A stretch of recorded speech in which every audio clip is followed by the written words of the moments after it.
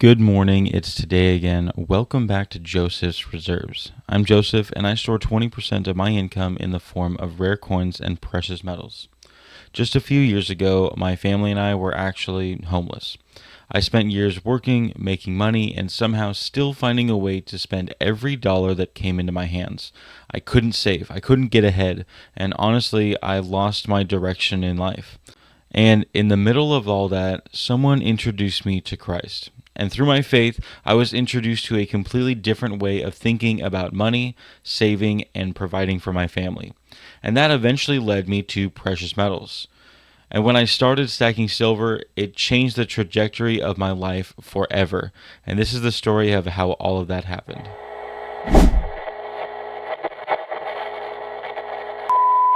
Congratulations to Cinda Abbey for being the first to comment on my last video. Thank you so much for the support. Before we get into the video, I do want to take a second to mention Lake Conroe Gold. My family and I are taking the leap of faith to actually open up our own coin shop. We got our keys just a couple days ago and had our first day of actual appointments yesterday, and it was quite a successful day. If you want to learn more about Lake Conroe Gold, you can go to our Lake Conroe Gold Facebook page where you'll be able to find our address and phone number to call or text me directly. And as a viewer, if you want to see more content about the coin shop or what it's like to set up a coin shop, let me know down in the comments so I can know to lean some content in that direction. So back to where this all started. When I say we were homeless, I want you to understand what that actually looked like for us. It was me, my wife, my two daughters living all together in a tent. We had a queen-size blow-up mattress and a fold-out cot to sleep in. We actually did have a little refrigerator chest that was powered by a solar panel. So we were almost like a bougie homeless. At least that's what we called it. We had that refrigerator that was always keeping our food cold. We had a propane barbecue as well as a propane water heater so we could take hot showers. And if you have ever looked into any of those camping materials, you would know that they are not cheap, not by any means. And that's the thing. I still had a job when we were homeless, but I was spending everything on maintaining this lifestyle. I still had money coming in, but I just wasn't saving. I was spending everything I made, and that wasn't just because I was homeless. Even when I had a home and was paying rent, I had the same problem. Money would come in and money would go out. I convinced myself that whatever I was making, I could spend. And you might already be thinking, well, hold on, you're just explaining what living paycheck to paycheck actually looks and feels like. And you're right, that's what we were doing. But there was a very big difference. Around this time, I was going through a lot. We had lost our son. He passed away just 4 days after he was born.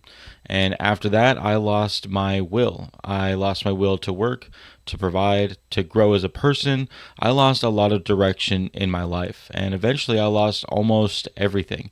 The one thing I still had was my family. My wife and my daughters were there. And we really had to come together. And it was at this point in my life that someone introduced me to Christ.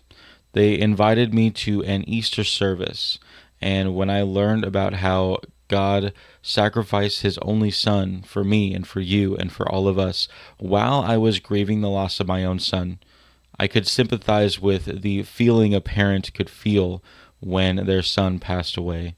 And I could get into a lot more detail about my faith, but y'all know that I like to keep it about the metals here. So I'm going to wrap it all back up with just saying that my faith started changing the way I looked at everything, including money. I started asking questions that I never really asked before. Why was I so bad at saving? Why did every paycheck disappear? Why did I always feel like I needed to spend all of it? And eventually it led me to learning about money itself. Really, it was that in my newfound faith, I was taking these questions to prayer. And at this time, I was working at a gym, just a front counter, checking people in at Planet Fitness. And there was this gym member that always wore so many gold chains. When I asked him about it, he said, "This is real money. Gold used to be money. Silver used to be money. You have a lot to learn." And at the time, I remember thinking it was just kind of silly. I didn't really understand what he meant, but it stuck with me. And eventually, I started to learn about the history of money, gold and silver in circulation, the US dollar, the Federal Reserve. Then I learned about how the US dollar isn't backed by gold anymore. And I started realizing that the thing I had been saving was just the dollars, the fake money. What if I could save the real money? And that was the huge major shift for me because I realized that saving isn't just about putting money somewhere, it's about changing your relationship with that money specifically. I used to think that saving money was literally just putting it aside to spend later, and then I would later spend it. And it's not really that saving is any different for me today. It's still money that I'm putting to save for later, but that later is a lot later now. So through all of this, I was led to YouTube and started learning about gold and silver coins and how to invest in precious metals. When I really started looking into it, I wanted to have American Silver Eagles, some Canadian Maples, and generics. I thought that's all I was going to do. So that was my first purchase. I bought a little bit of this and a little bit of that when it came to Eagles, generics, and Maples. But this is what really caught my attention. My first purchase was in March of 2024. There's something very specific I remember about that time because the same day I bought an American Silver Eagle, I took my family out to Chipotle. It was a meal for the family of 4, and that meal cost exactly the same I spent that same day on an American Silver Eagle. In fact, we ate Chipotle and I still had that American Silver Eagle in my pocket. I remember pulling it out and thinking that this Silver Eagle is my dinner. The amount of value that went into this ounce of silver is the same amount of value that went into buying this dinner. 1 ounce of silver represented a meal for my family, and that became a measurement that made sense to me. Instead of looking at silver as some abstract investment or a price on a screen, I could look at it and understand what it represented in real life. 1 ounce of silver equals a dinner, and that changed everything. Keep in mind, this is a family that is homeless. I was saying that we were living paycheck to paycheck, but of course it's never that simple. There were days leading up to a paycheck where we were so bad with the money that we had nothing left, and we were actually skipping some meals, in some extreme cases, a few days without eating for my wife and I. Of course, the kids always got food. But really quickly, this silver began to represent my next meal. If you've ever been in a situation where you didn't know where your next meal was coming from, you can imagine how much this meant. And it'd be easy for some to say, well, you could easily just transfer that money into a savings account in your banking app. But the thing is, I could easily transfer that money. Remember, my mind was saying, I just need to save this for later. So I would transfer the money back and swipe the card. I'd buy the entertainment or buy the food. I could buy anything I want. And it was just usually something that was completely unnecessary. There was no friction in my saving philosophy. But now with that money in silver, it's completely the opposite. If I absolutely needed the money, yes, I could sell the silver, but I couldn't just push a button and have it all disappear. I had to make the conscious decision to take my silver somewhere, to sell it and turn it back into dollars. And that little bit of friction was incredibly valuable to me because suddenly spending my savings account required a decision. There's a verse in Proverbs: precious treasures and choice oils are in a wise man's dwelling, but a foolish man devours it. And when I read that, I had to be honest with myself. I used to be that fool. I used to devour my entire paycheck. And again, it wasn't just when I was homeless. I did it when I had a home and was paying rent. I did it whenever I had money. I would make money and I would spend it immediately. And eventually I realized it wasn't necessarily how much money I made, it was how much I decided I needed to live on. And there was even a period of time where my wife and I were working for DoorDash for longer than an entire year. I remember looking back and doing my taxes for that year, and our gross income as 2 people was $19,000 in the entire year. Somehow we made it work.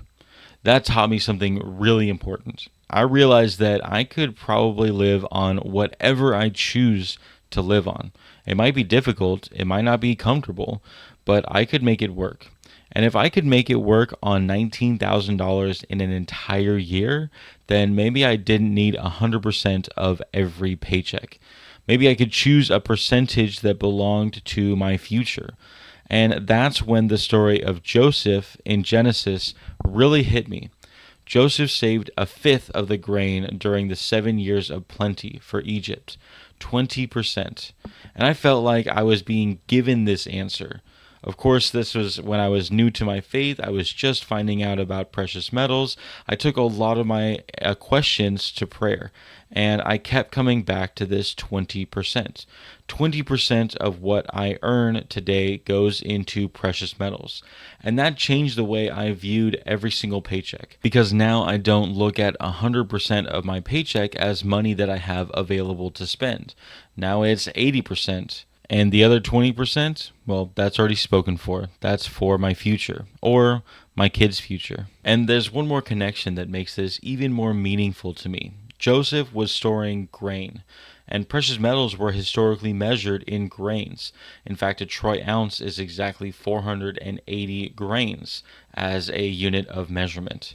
So there's this connection between the story of Joseph saving a fifth and the very measurement system historically used for precious metals.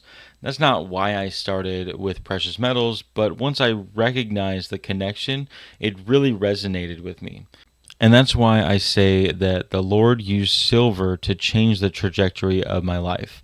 It didn't make me rich overnight. It doesn't solve any of my problems. I don't think that silver is some magic answer to financial hardship, but it changed my behavior. It changed how I thought about money. It gave me friction between earning money and spending money. And more importantly, it gave me a bit of hope. Because when you're in a situation where you're struggling, it's easy to think about survival one day at a time. But when you hold something in your hand that represents something you've already saved for the future, your perspective starts to change. That silver eagle represented a meal, and another ounce represented another meal, and another, until eventually I wasn't just buying silver, I was building a habit. I was building discipline, and I was building a reserves. And if you're watching this and you're struggling financially, I want to tell you something that I wish someone had told me. You don't have to start big. You don't need to wait until you make enough money. You also shouldn't take money away from your rent, your food, your utilities, your family's basic necessities just to buy precious metals. Those things have to come first.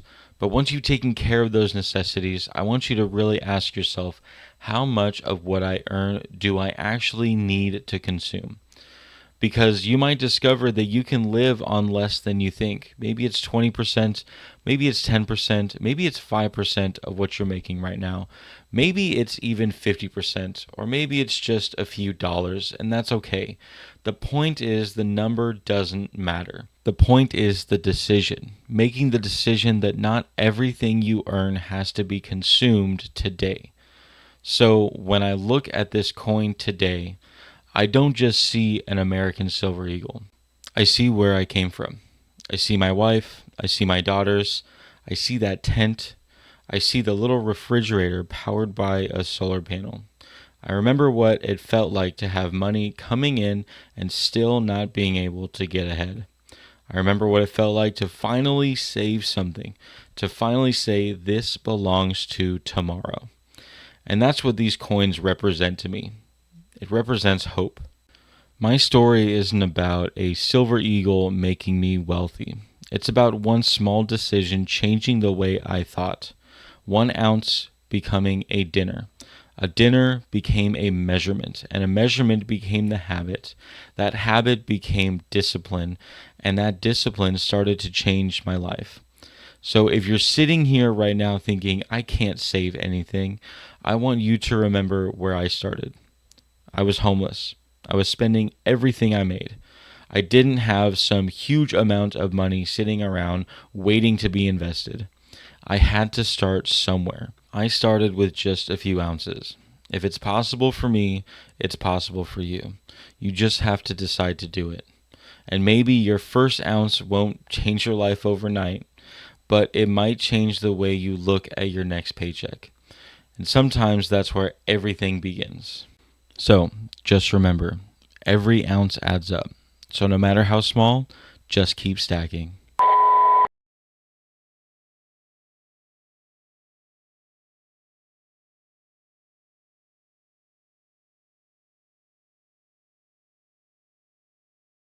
If you liked today's video, be sure to go down and give it a thumbs up. Go to the comment section to start a conversation or continue one. Subscribe if you haven't already, and share the video with someone you think may need to hear this. To my long-term subscribers, thank you for your continual support. Make sure you check out josephsreserves.com and Lake Conroe Gold on Facebook. But most of all, thank you so much for watching.